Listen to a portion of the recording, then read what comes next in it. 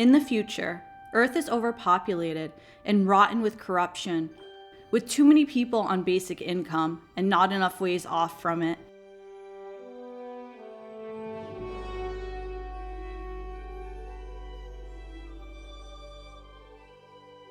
Humanity has colonized Earth's moon, Mars, the asteroid belt, and some of the gas giant's satellites, but cannot yet expand beyond the solar system due to technology's limitations.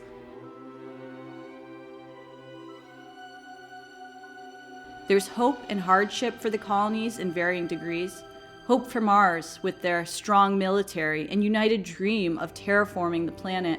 Hardship for the Belters with their divisive factions and constant struggle for air, water, and even gravity. For those outcasts who don't fit in with a particular colony, Earthers, Martians, and Belters alike, there are off-planet Earth, off-station options.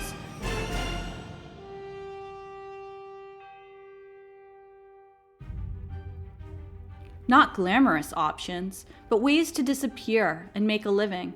Mining and hauling ice, for example, from the rings of Saturn and back to the belt, which is exactly what Earther James Holden and the crew of the Canterbury does until an SOS signal changes everything. Triggering a chain of events that opens up the possibility for humanity to expand into the stars.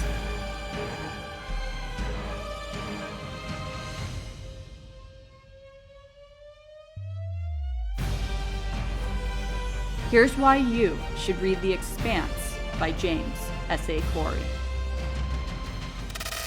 Hey Earthers, Nikki here. Welcome back to iWizard, and if this is your first time visiting this channel, welcome, welcome. Please grab a bowl of coffee, relax, stay a while, and we're gonna talk Expanse today.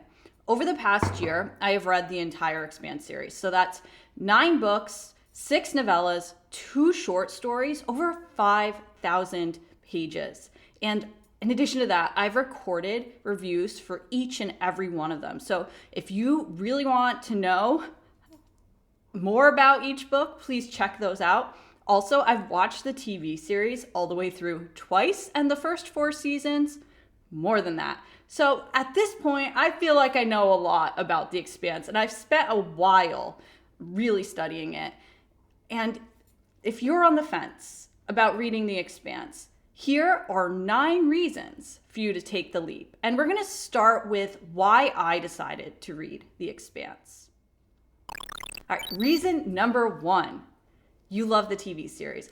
I love the TV series. And I'm typically not that big into reading sci-fi. Despite the theme of this channel, I tend more towards fantasy and horror, but I'm trying to read more sci-fi, and I have, of course, over the past year.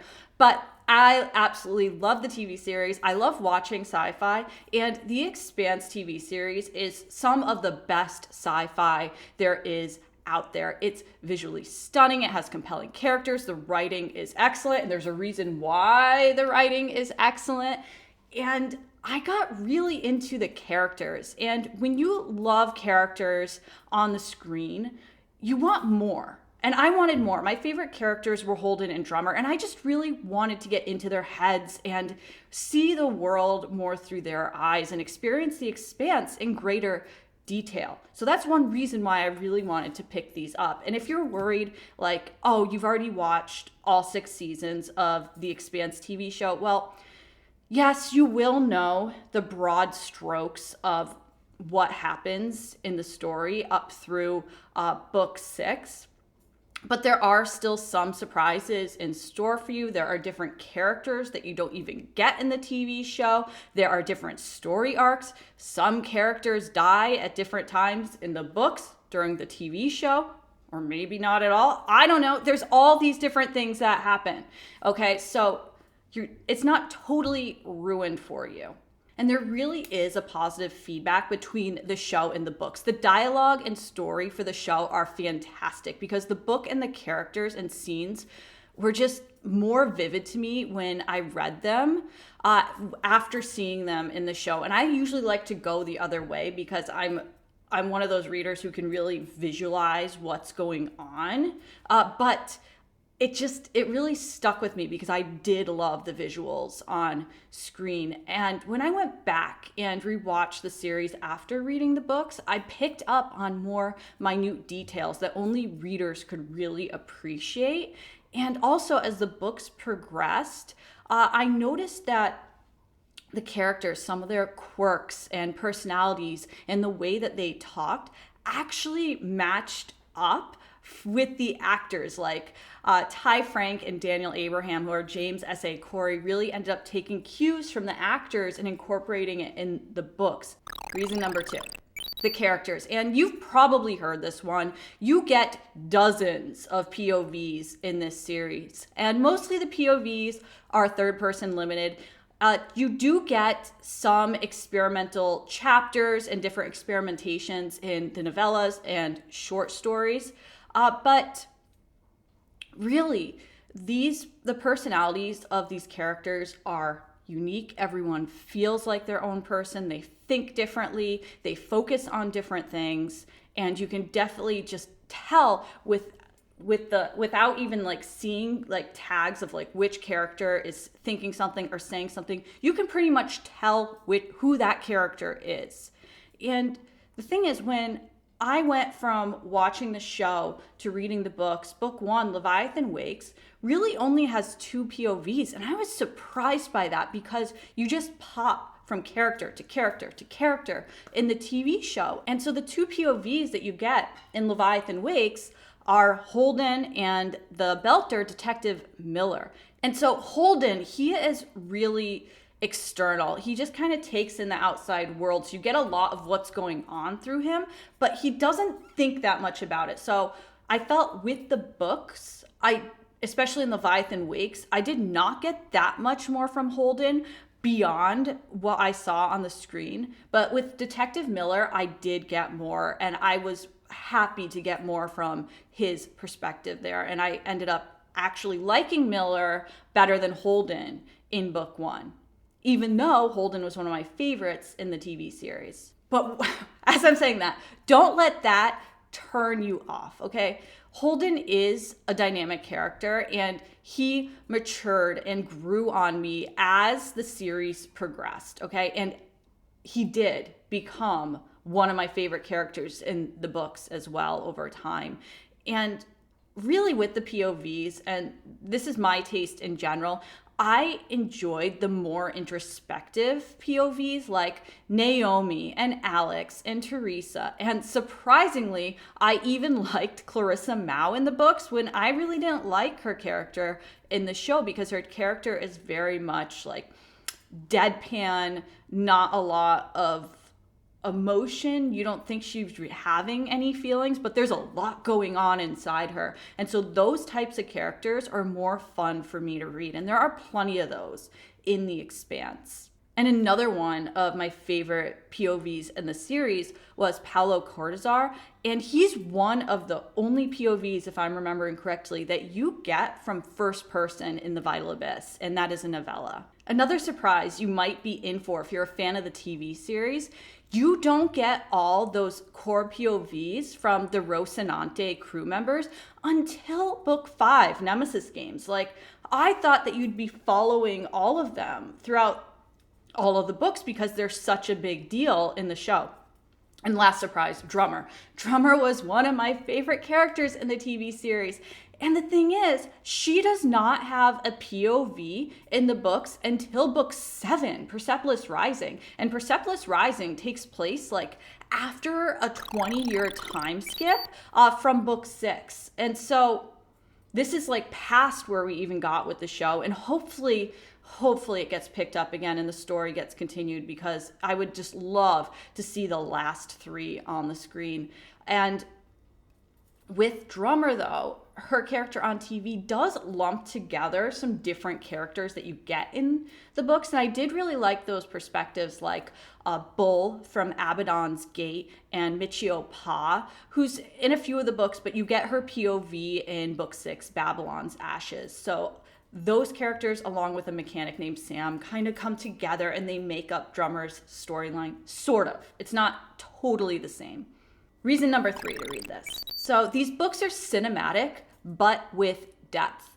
Okay, there are just these vivid scenes that are not overly described. They're accomplished with efficiency just from hopping from POV to POV, and it's always clear what is going on. The action is spread out well, and personally, I'm not a huge fan of reading action. I get a bit bored by it. It's like, all right, just get this over with. I want to figure out how it turns out, because I'm more into learning something from the characters, experiencing different feelings, different perspectives.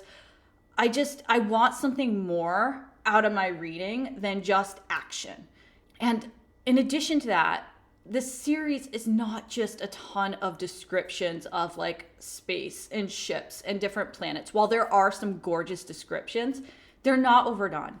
There are no info dumps somehow, and there's also some depth to this. I mean, there's not like heavy-handed depth where like you really, really dive into like philosophy and ideas and science, but like there are like little teasers of it, and you can go research more or learn more about it. And the science in here, like, yeah, okay, there's a couple of mistakes like near the beginning, but as the books go on, as there's more like reviewers and editors involved, they get better and better and better. And the science is never over described either, because one thing that I don't like about hard sci-fi is, well, one, I'm a scientist, so in my free time, I don't really like, I don't know, reading science fiction when I'm reading like actual science all day and studying it and teaching it.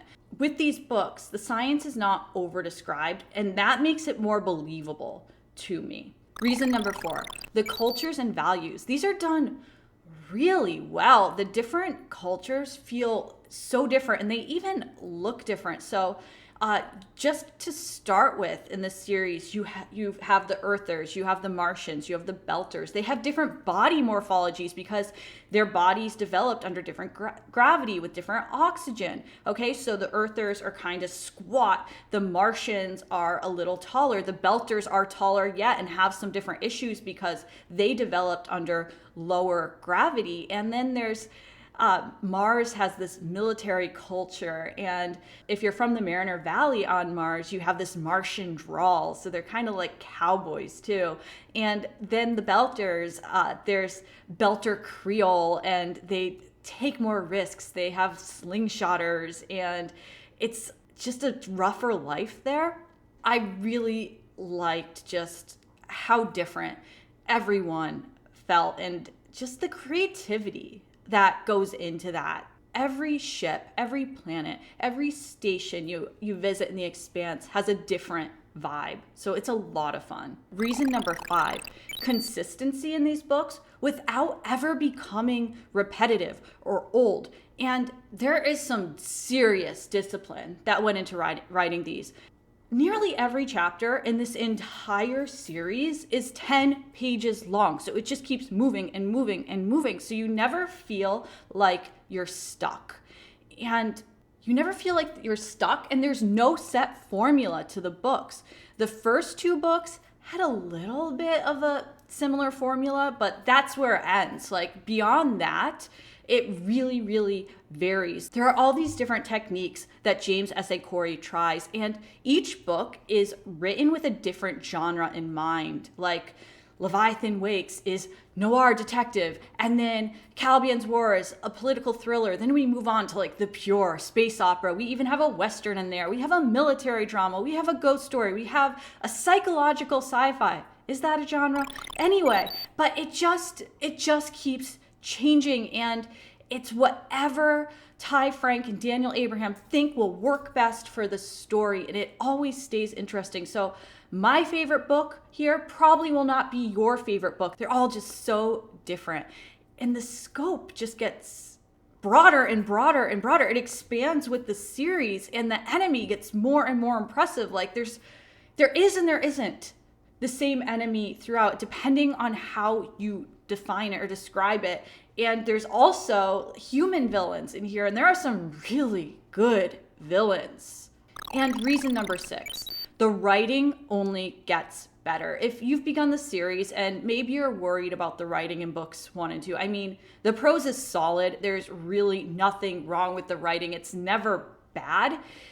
It's just, there's such a difference when you move from book 2, Caliban's War, to book 3, Abaddon's Gate. It's just, they really hit their stride with the prose in book 3. And from there, it just stays consistently good for the rest of the series. Reason number 7, these books have heart.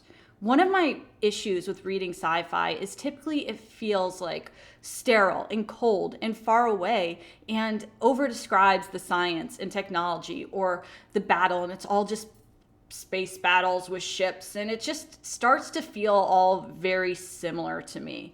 And since The Expanse is character focused, the emphasis is really on their connections with each other, with the story. The characters have people they love, they have values they care about, there's a warmth to it. And as these books went on, I shed some serious tears. Like, I got into it. And if you have like this cold, lifeless sci-fi, and I know that's like what space is, it's really hard to do that. And this is not that. Reason number 8. These books go somewhere. The story goes somewhere. The books were published over the course of a decade, and they were clearly planned out. It seems that way anyway. It definitely seems that way. And so you always feel like you are progressing in the story. You are not getting messed with here. So that in itself really makes it worth it. And this series is complete. And so like you don't have to worry like about waiting years and years and years for the next book to come out. This is finished. And reason number 9 to read The Expanse, it sticks the landing. The ending, I loved the ending. I thought it was just about perfect. It's exactly what it needed to be. Okay, so if those are things that are important to you, pick up The Expanse, check it out. And if you want to add your reasons for reading The Expanse, what you liked about it, what you didn't like about it, please leave your thoughts in the comments below. This is going to be my second to last Expanse video. I'm thinking I'm going to do a tier ranking with the books and novellas and short stories. If you have other ideas, I'm open to other ideas as well. And I will be moving on after this. And as I mentioned earlier, I am a scientist. I have my PhD. I like doing deep dives, okay? So my next deep dive is going to be into the gothic horror and vampire genre. And so if that's something you're interested in, definitely subscribe and hit that notification bell to look out for those videos. And that's not all I'm going to be doing. I'll be having palette cleansers in there, of course, so there will be more sci-fi. Jordan will be reading more sci-fi. He has a review of Ayn Rand's Atlas Shrugged coming up. We're going to be reviewing Mary Shelley's Frankenstein together, so if that interests you, you might want to follow our updates, follow us on Goodreads, and we do have a Patreon page if you're interested in tipping your booktubers. And really, thank you for watching, and I'll see you next time. Bye.